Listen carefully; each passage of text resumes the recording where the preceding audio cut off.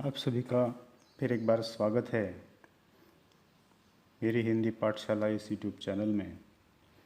आज हम कक्षा 10वीं की लोक भारती इस पाठ्य पुस्तक से पाठ तीसरा वाह रे हमदर्द ये पढ़ने वाले हैं।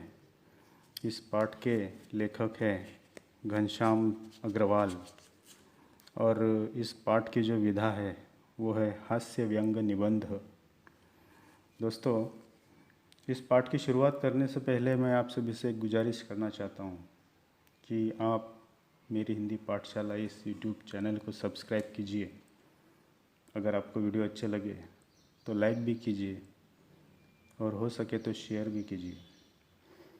यहाँ पर घनश्याम जी अग्रवाल का परिचय मैं आपको सबसे पहले करा देता हूँ। इनका जन्म हुआ था 1942 में अकोला, महाराष्ट्र में। आपकी रुचि जो थी अध्ययन काल से ही लेखन में विकसित हुई। अपने आसपास की प्रत्येक स्थिति या घटना में हास्य ढूंढकर उसे धारदार व्यंग में ढालना आपके लेखन की विशेषता है। आप अखिल भारतीय मंचों पर हास्य व्यंग कवि के रूप में लोकप्रिय हैं।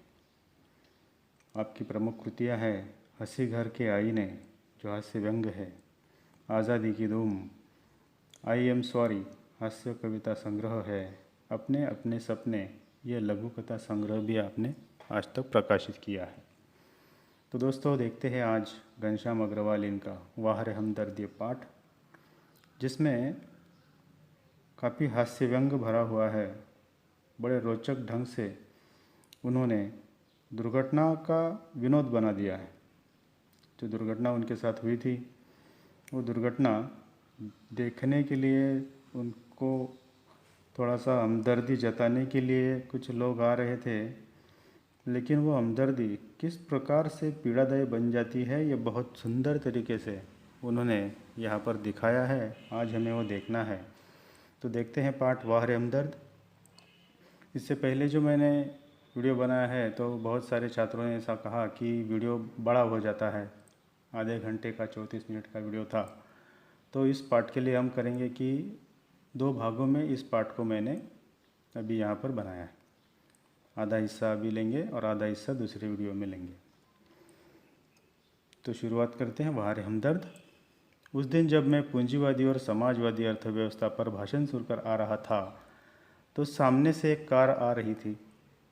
भाषण के प्रभाव से मेरी साइकिल को अधिक जोश आया या कार को गुस्सा अधिक आया, यह मैंने निश्चित रूप से नहीं कह सकता, किंतु मेरी साइकिल और वो कार जब करीब आए तो विरोधियों की तरह एक दूसरे को घृणा की नज़रों से देखते हुए आपस में जो भिड़े, मैंने खामखा पूंजीवाद और समाजवाद के झगड़े में टांग अड़ाई। फलस्वरूप मेरी टांग टूट गई। दुर्घटना के बाद आज भी इंसानियत कायम है, ये सिद्ध करने के लिए कुछ लोग मेरी तरफ दौड़े।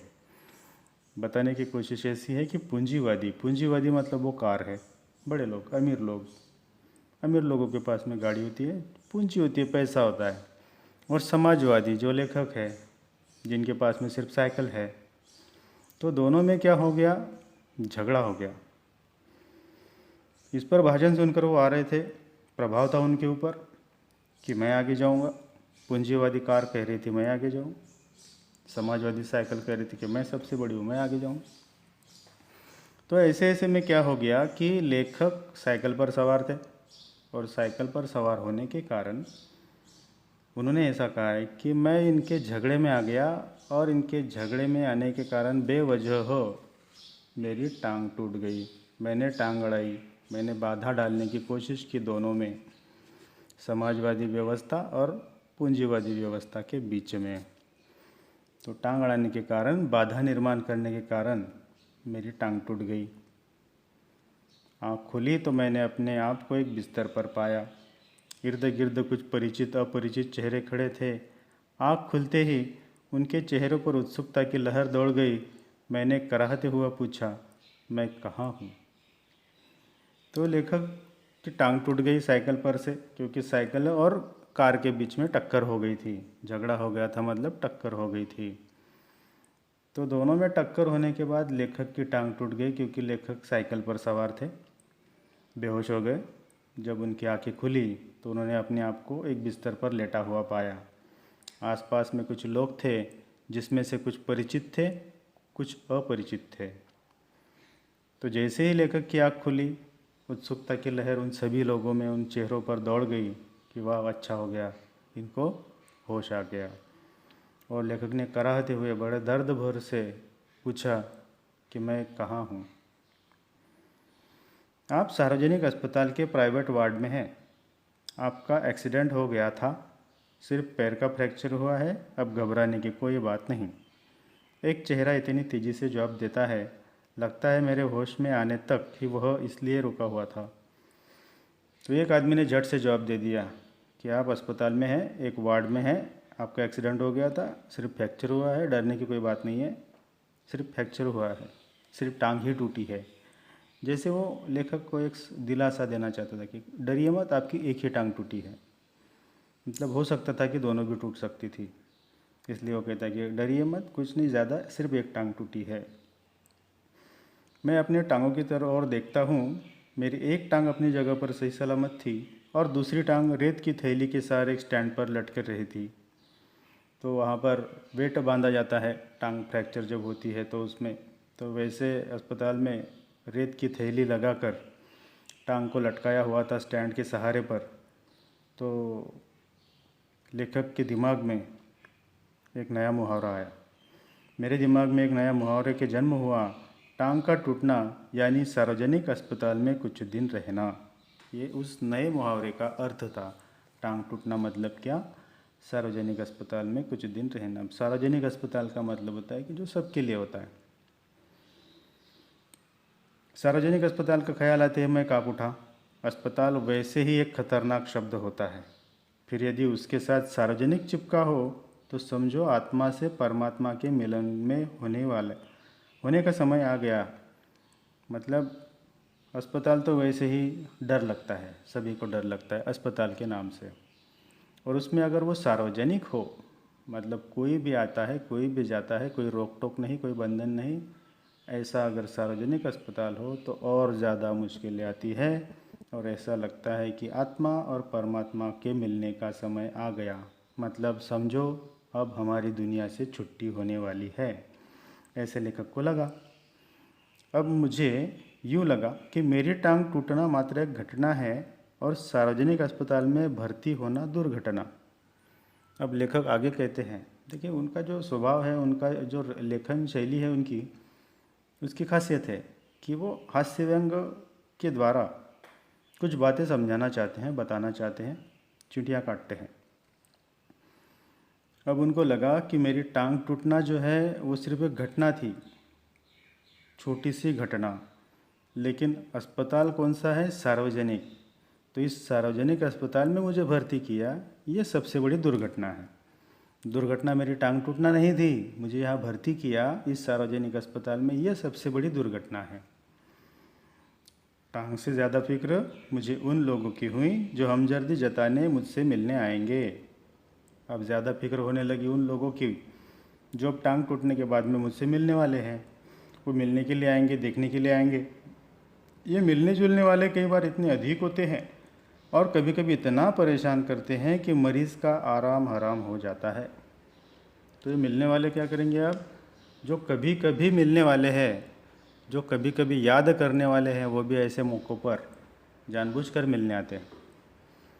किसी का स्नेह होता है, कोई जानबूझकर मिलने आता है, कोई चिढ़ाने के लिए आता है, कोई दिखाने के लिए आता है कि देखो मैं तुमसे मिलने आया था अस्पताल में, उपकार जताने के लिए आते हैं। तो इस प्रकार से लेखक अब सोच रहे हैं कि अब मिलने जुलने वाले बहुत परेशान करेंगे और आराम हराम कर देंगे। जिसकी मरीज़ को खास ज़रूरत होती है वो आराम करने को नहीं मिलता है वहाँ पर। जनरल वार्ड का तो एक नियम होता है कि आप मरीज़ को एक निश्चित समय पर आकर ही तकलीफ़ दे सकते हैं, किंतु प्राइवेट वार्ड यह तो एक खुला निमंत्रण है कि हे मेरे परिचितों, रिश्तेदारों, मित्रों, आओ, जब चाहे आओ, चाहे जितनी देर रुको, समय का कोई बंधन नहीं। अपने सारे बदले लेने के लिए यही वक्त है। मतलब ऐसा है कि जो जनरल वार्ड होता है वहाँ पर एक नियम होता है कि एक समय पर ही आप लोगों को मिल सकते हैं, मरीज़ों को मिल सकते हैं। किंतु प्राइवेट वार्ड तो ऐसा होता है कि जहाँ पर एक आमंत्रण है कि आओ, मुझे परेशान करो, बदला लेने का वक्त आ गया है, अब मुझसे बदला लो।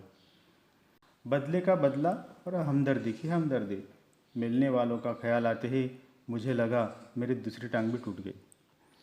जैसे ही लोग मिलने वाले हैं, मिलने आएंगे, ये सोचा मैंने, तो मुझे लगा कि मेरी दूसरी टांग भी टूट गई। मुझसे मिलने के लिए सबसे पहले वे लोग आए जिनकी टांग या कुछ और टूटने पर मैं कभी उनसे मिलने गया था। मानो वे इसी दिन का इंतज़ार कर रहे थे कि कब मेरी टांग टूटे और कब वे अपना एहसान चुकाए।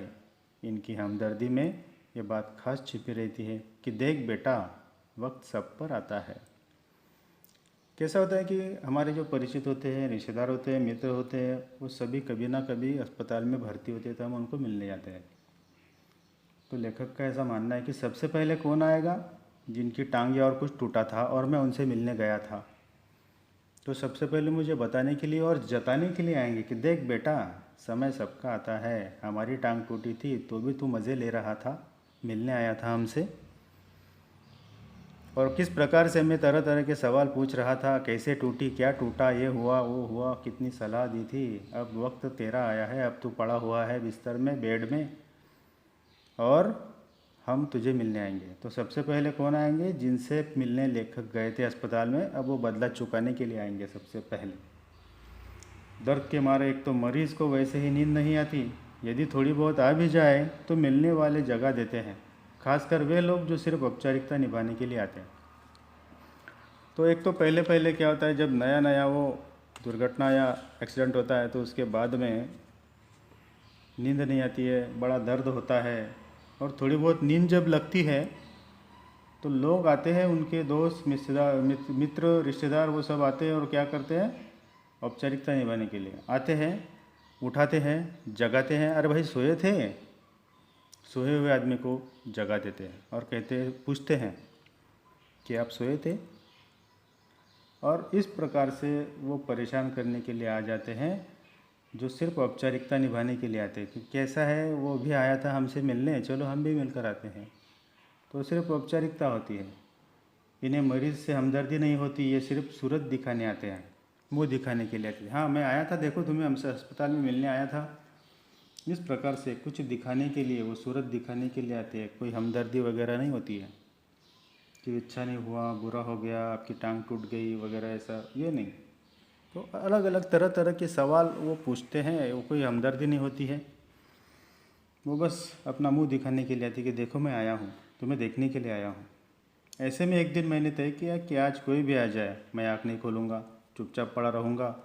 ऑफिस के बड़े बाबू आए और मुझे सोया जानकर वापस जाने के बजाय वे सोचने लगे कि यदि मैंने उन्हें नहीं देखा तो कैसे पता चलेगा कि वो मुझे मिलने आए थे। अतः उन्होंने मुझे धीरे धीरे हिलाना शुरू किया। फिर जब आँख नहीं खुली तो उन्होंने मेरी टांग के एक टूटे हिस्से को ज़ोर से दबाया। मैंने दर्द के मारे चीखते हुए जब आँख खोली तो मुस्कुराते हुए बोले कि ये अब दर्द कैसा है। देखिए, अब उनके ऑफिस के बड़े साहब आ गए। लेखक ने तय किया था कि आज कोई भी मिलने आए, मैं आँख नहीं खोलूँगा। जब लेखक आँख नहीं खोल रहे थे तो उनके बड़े साहब आए थे। बड़ी देर रुकने के बाद उन्होंने सोचा कि अगर मैं ऐसे ही चला जाऊँगा तो इनको पता कैसे चलेगा कि मैं इनसे मिलने आया था। तो उन्होंने थोड़ा हिला कर देखा लेखक को, लेखक नहीं जागे। उन्होंने क्या किया, टूटे हुए टांग के उसी हिस्से को दबाया जहाँ दर्द होता है, जहाँ टांग टूटी थी, फ्रैक्चर थी।